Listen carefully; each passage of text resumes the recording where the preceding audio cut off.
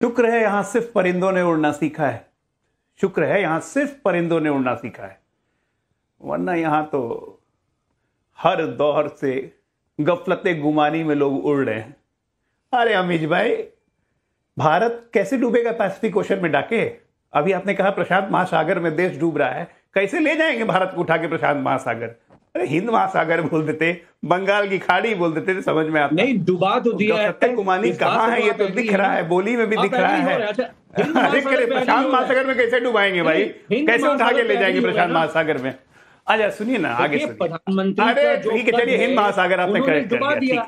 मैं दूसरी बात अरे सुनिए ना, आज आप देखिए गफलते गुमानी में मैं क्यों गफलते गुमानी क्यों कह रहा हूं। अब आप सुनिए, आप लोग का शीशा टूट रहा है, आपका शीशा टूट रहा है। जिस संविधान को दिखा के और एक फॉल्स नैरेटिव बना के आपने कुछ सीटें जीतनी, जिससे आप गफलते गुमानी में आ गए हैं, उस नैरेटिव टूट रहा है। वो आवाम को आप गफलत बता रहे हैं। एक्ट पे वो नैरेटिव टूट रहा है कि आप संविधान की बात करते हैं, आप संविधान की बात करते हैं, लेकिन आप मुसलमानों को बाकी देश से अलग समझते हैं। कह रहे हैं गैर बराबरी तो हो गया, धर्मनिरपेक्षता आप मानते नहीं है। एक मिनट सुनिए अमित भाई, मैं आपके बीच में नहीं बोल रहा था, आप अपने समय में बोलिएगा ना, आप अपने समय में बोलिएगा। देखिए फेक नैरेटिव बर्स्ट हो रहा है, तो गुमानी आपकी टूट रही है। आप कहते हैं इंडिया गठबंधन भरा कांग्रेस, सब कोई खुलेआम ममता बनर्जी को गाली दे रही है, आप चुपचाप बैठे हुए हैं। कहां इंडिया गठबंधन? ममता बनर्जी के जरा 29 निकाल दीजिए, कितने बच गए आप 233 से? अरविंद केजरीवाल पहले ही घोषणा कर चुके हैं कि आपसे अलग हो गए, अलग चुनाव लड़ रहे हैं। 10 में 10 उपचुनाव के सीट है, कांग्रेस ने 4 सीट ही मांगी। आपके महासचिव ने क्या जवाब दिया? That's a wishful thinking. बड़ा इंडिया गठबंधन है। आप जानते हैं कि कांग्रेस को ऑटोफेजी नाम की बीमारी है, वो अपने ही शरीर को खाना शुरू करती है। और आप कांग्रेस के शरीर का हिस्सा बने हैं तो कांग्रेस का खाना सबसे पहले आप ही बनेंगे। इस बात को मुलायम सिंह यादव जी से बढ़िया कोई नहीं जानता था, ये आप भी जानते हैं। यही डर सता रहा है आप लोग को। तो गफलते गुमानी में आप रहिए, हम क्यों रहेंगे? जब कांग्रेस खाना शुरू करेगी तो छटपटा के भागिए जैसे पहले भागे।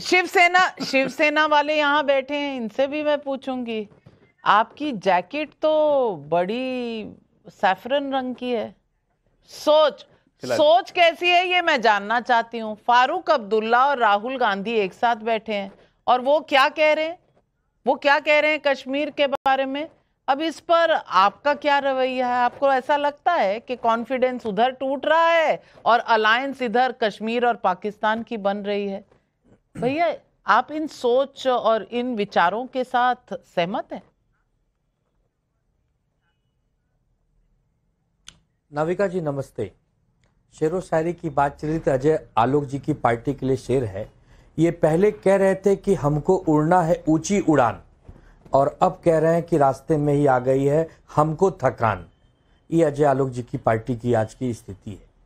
एक समय कहते थे कि एक अकेला सब पे भारी, अब की बार 400 पार, 350 के पार अकेले बीजेपी और बाकी 50 लेकर एनडीए के साथ 400 पार। खैर स्थिति सबने देखी। अब आपके मूल सवाल पे आता हूं, जम्मू कश्मीर के। जम्मू कश्मीर में धारा 370 हटाने के लिए शिवसेना ने दिल खोलकर देशभक्ति के रूप में एनडीए का साथ दिया, भारतीय जनता पार्टी और सरकार का साथ दिया। सरकार सफल हुई, धारा 370 हट गया। लेकिन सरकार 370 हटाने में तो सफल हुई, लेकिन उसके बाद जो जिंदगी जम्मू और कश्मीर के लोगों को देनी चाहिए थी वो देने में असफल हुई। ये आप भी मानेंगी, हम भी मानेंगे। आए दिनों जब हम सुनते हैं कि वहां आतंकवादी हमले हो रहे हैं, हमारे जवान शहीद हो रहे हैं, हमारे पुलिस के कर्मी शहीद हो रहे हैं, वहां के रहवासी घायल और मारे जा रहे हैं, कश्मीरी पंडित भाई बहन इतने वर्ष बाद भी वहां स्थापित नहीं हो पा रहे हैं, तो मन व्यथित होता है कि क्या इस दिन के लिए आपको धारा 370 हटाने के लिए हमने समर्थन दिया था? हमने इसलिए दिया था कि जम्मू कश्मीर में लोकतंत्र मजबूत हो, जम्मू कश्मीर खुशहाल बने, वहां नौकरियां आए, वहां रोजगार बढ़े, बिजनेस व्यापार बढ़े, जम्मू कश्मीर के नागरिक एक अच्छी जिंदगी जीने में सफल हो जाए और पाकिस्तान को हम करारा जवाब दे सके। लेकिन कुछ तो जवाब गया ना, जब लाल चौक पर तिरंगा फहराया गया, कुछ तो जवाब गया ना। लाल चौक पर जब तिरंगा है और लोग आइसक्रीम खा रहे हैं, क्यों अवनीजेश जी? तो लाल चौक पे तिरंगा हमारा अधिकार ही है, वो हमें फहराना ही है।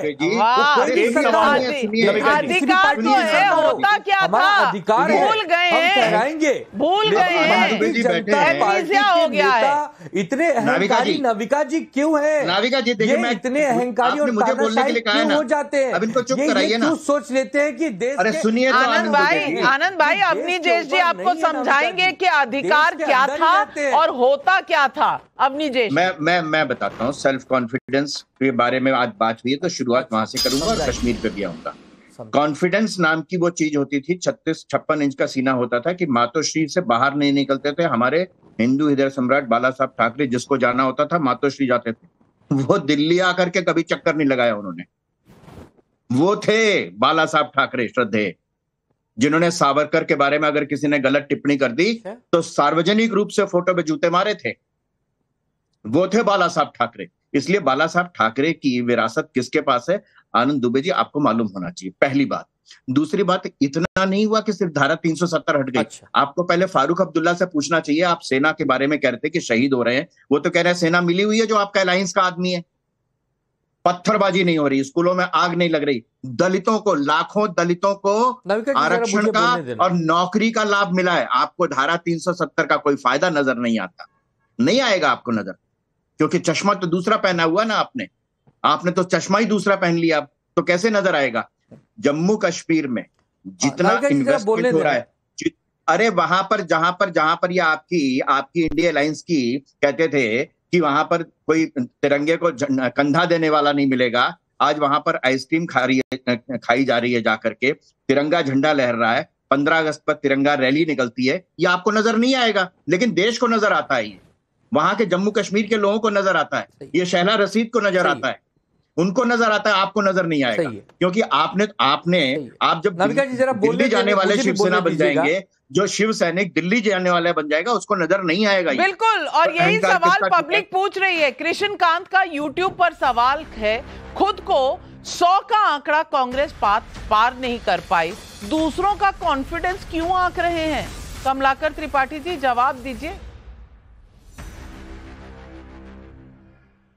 नाविका जी, पहले तो मैं अग्निजेश जी की उस बात का जवाब देना चाहूंगा जब वो प्रधानमंत्री के झुकने वाली बात कर रहे थे। एक दोहा मुझे याद आ गया, नमन नमन बहु अंतरा, नमन नमन बहु बान, ये तीनों बहुते नमे, चीता चोर कमान। तो ये जब चोर सेंध लगाता है तो झुकता है, चीता अटैक करने में झुकता है, और तीर जब फेंका जाता है कमान झुकती है। तो मोदी जी का जो झुकना है वो अब इस तरह का हो गया है कि एक समय था, सारे लोगों ने वो वीडियो देखे होंगे कि माला पहनाने में राजनाथ जी बाहर हो जा रहे थे, और आज की डेट में नीतीश कुमार भी बेचारे अंदर हो जा रहे हैं। ये आप भी तो महाराष्ट्र में मुख्यमंत्री नहीं घोषित कर रहे ना उद्धव जी को, माला से बाहर निकाल रहे हो ना।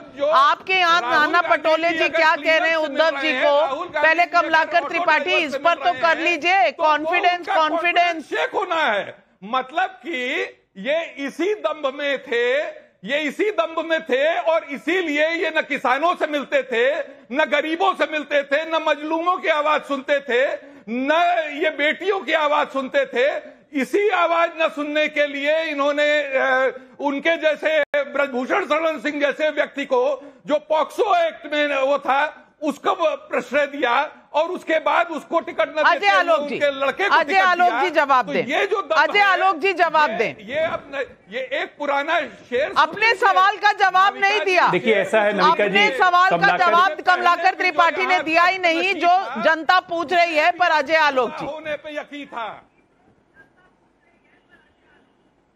देखिए नमिका जी, ऐसा है कि कमलाकर जी, आनंद दुबे जी, अमित जी, ये लोग स्वाभाविक है कि नरेंद्र मोदी जी की प्रशंसा तो करेंगे नहीं, अपने अपने तर्कों से कुछ कुछ बोलते रहेंगे। देश की जनता जानती है नरेंद्र मोदी क्या कर रहे हैं, नरेंद्र मोदी क्या करते हैं, नरेंद्र मोदी कितना काम करते हैं, कितना नहीं करते। आप क्या, मैं तो बड़ा दूसरों की प्रशंसा कर रूप रहे से हैं आनंद दुबे जी से पूछ रहा हूं। एक मिनट कमलाकर जी, बीच में नहीं, आनंद दुबे जी से, अरे आनंद दुबे जी से छोटी सी बात पूछना चाहता हूँ।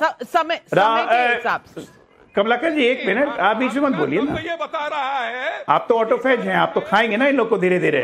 अब ऐसा है कि एक आनंद दुबे जी ये बताएं कि स्वर्गीय बाला साहेब ठाकरे ने कहा था कि वक्फ बोर्ड को खत्म कर देना चाहिए, तो जेपीसी में आनंद दुबे जी की पार्टी वक्फ बिल में संशोधन का समर्थन करेगी कि विरोध में खड़ी रहेगी? जरा बताएं, ये महाराष्ट्र चुनाव के पहले बहुत जरूरी है आनंद दुबे के लिए बताना ये बात। आनंद लेकिन वो नहीं बोलेंगे, आनंद दुबे जी वक्फ बिल पे नहीं बोलेंगे।